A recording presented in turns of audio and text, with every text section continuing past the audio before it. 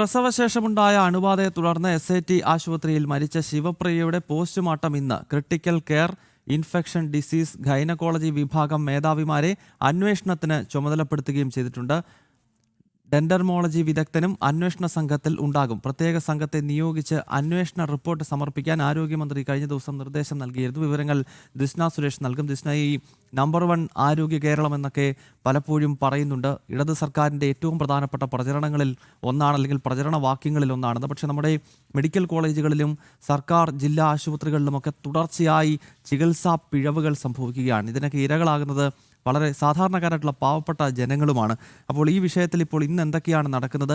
ഒപ്പം വലിയ പ്രതിഷേധത്തെ തുടർന്നാണല്ലോ ഈ അന്വേഷണത്തിന് ഉത്തരവിടാനെങ്കിലും ആരോഗ്യമന്ത്രിയും സർക്കാർ സംവിധാനങ്ങളും ഒക്കെ തയ്യാറായത്. ദിസ്ന,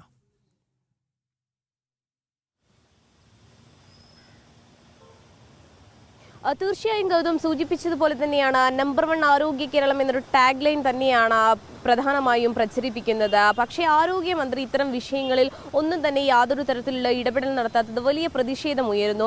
ആ സാഹചര്യത്തിൽ സമ്മർദ്ദത്തെ തുടർന്നാണ് ഇത്തരത്തിൽ വിദഗ്ധ സമിതിയെ നിയോഗിച്ചുകൊണ്ട് അന്വേഷണത്തിന് ഉത്തരവിട്ടത്. ഇന്നലെയാണ് 26-കാരിയായ കരിക്കകം സ്വദേശി ശിവപ്രിയ ഈ ആശുപത്രിയിൽ മരിക്കുന്നത്. അതായത് 22-ന് പ്രസവം കഴിയുന്നു. പ്രസവത്തിന് ശേഷം പിന്നീട് 25-ാം തീയതി വീട്ടിലേക്ക് മടങ്ങുകയും വീണ്ടും ആശുപത്രിയിൽ പ്രവേശിക്കേണ്ട ഒരു അവസ്ഥയിലേക്ക് വരുന്നു. അണുബാധയെ തുടർന്നാണ് മരണമെന്നാണ് മനസ്സിലാക്കാൻ സാധിക്കുന്നത്. പക്ഷേ എങ്ങനെയാണ് ഈ അണുബാധ ഉണ്ടായത് എന്നതിൽ യാതൊരു തരത്തിലുള്ള വ്യക്തതയും ഉണ്ടായിരുന്നില്ല എന്ന് തന്നെയാണ്. ഇന്നലെ കുടുംബം ശിവപ്രിയയുടെ ആ കുഞ്ഞിനെ ഉൾപ്പെടെ ഇരുത്തിക്കൊണ്ട് കുത്തിയിരിപ്പ് പ്രതിഷേധത്തിലേക്ക് കടന്നത് നമ്മൾ കണ്ടതാണ്. മുൻ കേന്ദ്രമന്ത്രി വി മുരളീധരൻ ഉൾപ്പെടെയുള്ളവർ ആ പ്രതിഷേധത്തിൽ പങ്കാളികളായിരുന്നു. ഇന്നലെ ഏറെ വൈകി 8:30 വരെ അത്തരത്തിലൊരു പ്രതിഷേധം നടന്നിരുന്നു. ഏറെ വേദനാജനകമായ ഒരു ദൃശ്യം തന്നെയായിരുന്നു.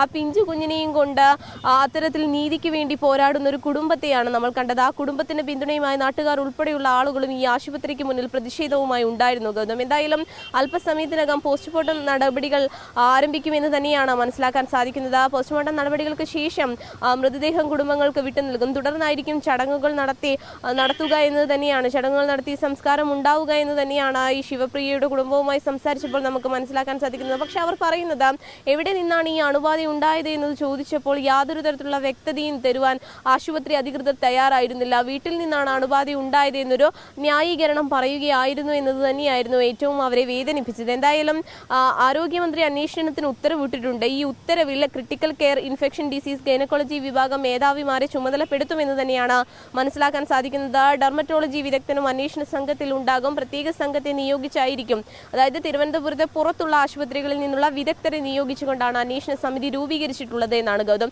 പക്ഷേ ഇന്നലെ മുതൽ അടിസ്ഥാനമായി വി മുരളീധരൻ ഉൾപ്പെടെയുള്ള നേതാക്കൾ മുന്നോട്ട് വയ്ക്കുന്നത് ഈ ഹൈക്കോടതിയുടെ ഒരു ഗൈഡ് ലൈൻ ഉണ്ട്. ആ ഗൈഡ് ലൈൻ അനുസരിച്ചുള്ള അന്വേഷണം, അത്തരത്തിലുള്ള അന്വേഷണത്തിന് മുൻതൂക്കം കൊടുക്കണമെന്നാണ്. പക്ഷേ ഹൈക്കോടതി ഉത്തരവുണ്ടായിട്ടും അത്തരത്തിലൊരു ഗൈഡ് ലൈനും ഇത്തരത്തിൽ ആരോഗ്യ രംഗത്തുണ്ടാകുന്ന ചികിത്സാ പിഴവുകൾ അന്വേഷിക്കുവാൻ അത്തരത്തിലൊരു സമിതിയെ നിയോഗിക്കുന്നില്ല എന്നത് തന്നെയാണ് ഏറ്റവും എടുത്തു പറയേണ്ടത്. ഇതിൽ പ്രധാനമായും ചെയ്യുന്നത് ഒരു അന്വേഷണ സംഘത്തെ നിയോഗിക്കുന്നു. ആ അന്വേഷണ സംഘം എന്ന് പറയുന്നത് ഒന്നെങ്കിൽ നിലവിൽ ഇവിടെ പ്രവർത്തിക്കുന്ന ഡോക്ടർമാരായിരിക്കാം, അല്ലെങ്കിൽ മുൻപേ പ്രവർത്തിച്ചിരുന്ന ഡോക്ടർമാരായിരിക്കാം. അത്തരത്തിലൊരു അന്വേഷണ സംഘത്തെ നിയോഗിക്കുന്നത് കൊണ്ട് തന്നെ ഈ അതായത് കുറ്റക്കാരായ ഡോക്ടർമാർക്ക് എളുപ്പത്തിൽ രക്ഷപ്പെടുവാനുള്ള പഴുതുണ്ടാവുന്നു എന്ന് തന്നെയാണ് നമ്മൾ കണ്ടതാണ്. ഗൗതം, ഹർഷിനിയുടെ ഒക്കെ തന്നെയും ഒരു പശ്ചാത്തലം, കോഴിക്കോട് മെഡിക്കൽ കോളേജിൽ കത്രിക വാഴ്ചയിൽ കുടുങ്ങിയ സംഭവത്തിൽ ഇപ്പോഴും വേദന അനുഭവിക്കുന്ന ഒരു സ്ത്രീയുണ്ട്, ഹർഷിന. ആ ഹർഷിനിയുടെ ഒക്കെ തന്നെയും മുൻപുള്ള അന്വേഷണ ഗതികൾ പരിശോധിച്ചാൽ നമുക്ക് മനസ്സിലാക്കാൻ സാധിക്കും അത് എവിടെ വരെ എത്തി എന്നതിൽ യാതൊരു തരത്തിലുള്ള നടപടിയും ഉണ്ടായിട്ടില്ല എന്നത് തന്നെയാണ്. അതായത് ഒരു അന്വേഷണം നടക്കുന്നു, ആ അന്വേഷണം പിന്നീട് എവിടെയും എത്തുന്നില്ല എന്ന് തന്നെയാണ്. അതോടൊപ്പം തന്നെ വേണുവിൻ്റെ സംഭവം ഒക്കെ തന്നെയും നമുക്ക് മറക്കാൻ കഴിയാത്തതാണ്. അങ്ങനെ അടിക്കടി ആശുപത്രികളിൽ നിരവധി ചികിത്സാ പിഴവുകൾ ഉണ്ടാകുന്നു.